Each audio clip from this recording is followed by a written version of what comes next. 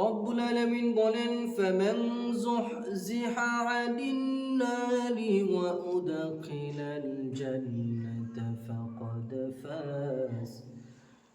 যে ব্যক্তিকে আগুন থেকে দূরে রাখা হলো এবং জান্নাতে প্রবেশ করানো হলো, সেই সফল কাম।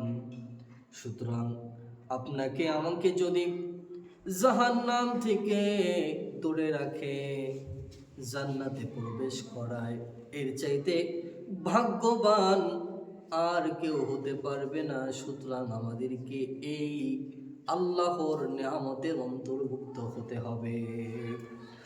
এর জন্য আমাদেরকে নিয়মিতভাবে একটি দোয়া করতে হবে। আল্লাহ রাব্বুল আলামিন কোরআনে কারীমের সূরা বাকারার 201 নম্বর আয়াতের মধ্যে রাব্বুল আলামিন অত্যন্ত চমৎকার ভাবে আমাদেরকে দোয়া শিখিয়ে দিয়েছেন।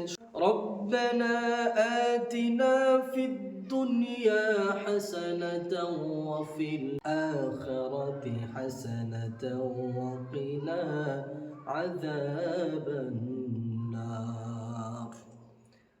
আল্লাহর প্রিয় মুমিন বান্দারা যদি এই দোয়া আল্লাহর কাছে করে, হে আমাদের প্রতিপালক, হে আমাদের রব, আমাদের পালন কর্তা, আমাদেরকে দুনিয়ার কল্যাণ দাও, আখিরাতেও কল্যাণ দাও এবং আমাদের আগুনের শাস্তি থেকে রক্ষা করো।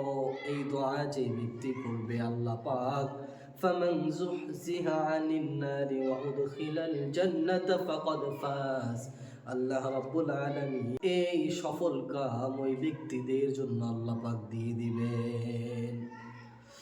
রব্বুল আলামিন সূরা ফুরকানের 65 নম্বর আয়াতের মধ্যে বলেন, ওয়াল্লাযীনা ইয়াকুলুনা রাব্বানা সরিফ আন্না আযাব জাহান্নাম ইন্না আযাবাহা কানা গরামা। তারা দোয়া করতে থাকে, যারা আল্লাহর কাছে সবচেয়ে প্রিয়, যারা জান্নাত পাবে, জাহান্নাম থেকে যারা মুক্তি পাবে, তারা সব সময় আল্লাহর কাছে দোয়া করে, রব্বানা সরিফ আন্না আযাব জাহান্নাম, আয় আল্লাহ আপনি আমাদেরকে জাহান্নামের আযাব থেকে আমাদেরকে বাঁচান।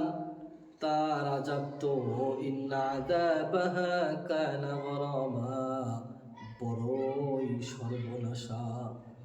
তাহলে আমাদেরকে জাহান্নাম থেকে বাঁচতে হলে, জান্নাতে প্রবেশ করতে হলে আমাদেরকে আল্লাহর কাছে বেশি বেশি জাহান্নাম থেকে মুক্তি পাওয়ার জন্য দোয়া করতে হবে। আরেকটি দোয়া আমাদেরকে করতে হবে। বিশ্বনবী সাল্লাল্লাহু আলাইহি ওয়াসাল্লাম বলেছেন, কোন ব্যক্তি যদি সকাল সন্ধ্যা ফজরের পরে এবং মাগরিব সালাতের পরে কোনো কথা না বলে, কোনো ব্যক্তি যদি এই দোয়াটা 7 বার পাঠ করে, বিশ্বনবী বলেছেন ওই ব্যক্তিটার মৃত্যু হতে দেরি, তার জান্নাতে প্রবেশ করতে দেরি হবে না। সেই দোয়াটি হচ্ছে, আল্লাহুম্মা আজিরনি মিনান নার, হে আল্লাহ আমাকে আগুন থেকে রক্ষা করুন, আমাকে জাহান্নাম থেকে বাঁচান।